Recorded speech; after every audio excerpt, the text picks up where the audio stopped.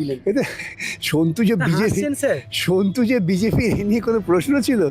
যাদের মনে সন্দেহ ছিল তারা ললিপপ খেতে পারেন। আর একজন সাংবাদিক, তিনি আজকে কি হয়েছে? অফিসের গাড়িতে করেই বেরিয়েছিলেন। তাতে কি আছে, সাংবাদিক বলে কি তিনি বিজেপির দলে থাকতে পারেন না? উনি নেচে নেচে চারিদিকে ঘুরে বেড়াচ্ছিলেন বিজেপি হয়ে কথা বলবার জন্য, নতুন কথা কি আর?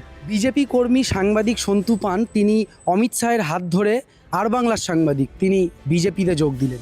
ভালো হয়েছে, মানে মুখোশ খুলে ডাইরেক্ট বেরিয়ে গেছে, ভালো হয়েছে। এবার তাহলে রাজনৈতিক যে প্রতিহিংসা বা রাজনৈতিক করতে সুবিধা হবে। এর আগে যখন ধাক্কামুক্কি খেয়েছে তখন বলতো যে সাংবাদিককে ধাক্কামুক্কি খেয়েছে, এখন তাহলে বলবে যে বিজেপির নেতা ধাক্কামুক্কি খেয়েছে। নাম একই থাকলো, ঝোলা বদল করলে চরিত্র বদল হয় না। এর আগে আমরা দেখেছিলাম যে অভিজিৎ গাঙ্গুলি, তিনি কলকাতা হাইকোর্টের একজন বিচারপতি ছিলেন। তিনি বিচারপতি থাকাকালীন নাকি যোগাযোগ রাখতেন বিজেপি আরএসএসের সঙ্গে। আর বাংলার সাংবাদিক সন্তু পান, তার বিরুদ্ধে আপনার সন্দেশখালিতে একজন মহিলার ঘরে ঢুকে গিয়ে ভিডিও বা ইত্যাদি ছিল, তা নিয়ে মামলা রয়েছে, অ্যারেস্টও হয়েছিলেন।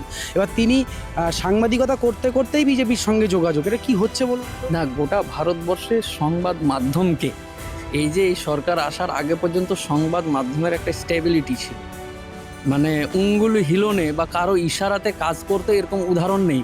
কিন্তু পরবর্তীতে দেখা গেছে যে সবাই সব জানে, আবার নতুন করে আমার মুখ দিয়ে শুনতে যাচ্ছেন, এটা আক্ষেপের।